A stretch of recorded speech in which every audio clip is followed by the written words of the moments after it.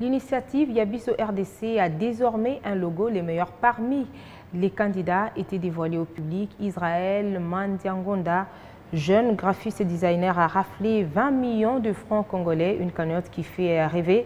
Une opportunité lui offerte par cette initiative dont l'ambition est de faire participer les Congolais aux bénéfices de l'activité minière.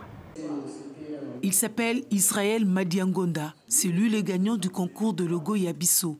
Sa création a obtenu le plus de likes sur toutes les plateformes de Yabiso RDC.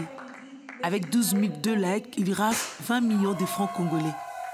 Perplexe, le jeune graphiste designer, avec penchant sur la création de logos et mise en page des documents, a dû trouver des mots pour exprimer sa gratitude à l'organisateur. Je suis très heureux de remporter ce concours.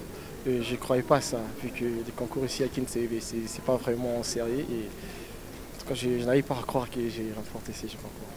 C'est le premier concours, le premier essai. Je dirais merci à M. Dan Gettler, c'est lui l'initiateur. Et je dirais aussi merci à lui pour cette opportunité à la jeunesse congolaise. Et je crois que, si je peux dire que je crois que je suis le premier graphiste congolais moins de 25 ans à avoir fait un logo de 20 millions de francs congolais. Donc c'est dire quelque chose. Formé à l'État via Internet, grâce en amont à son talent inné, celui qui dessine depuis l'âge de 15 ans sous l'œil bienveillant et encourageant de ses proches est devenu le motif de fierté, car récompensé et élevé par son art, l'art l'a sorti de l'anonymat et Yabiso lui crée la visibilité.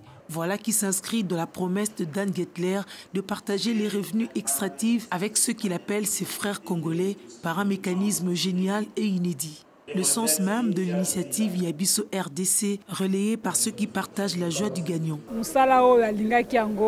Il aime depuis longtemps son travail et là on palpe le résultat à travers le logo Yabiso. Un merveilleux logo. Nous sommes comblés qu'il ait remporté le prix de meilleur logo.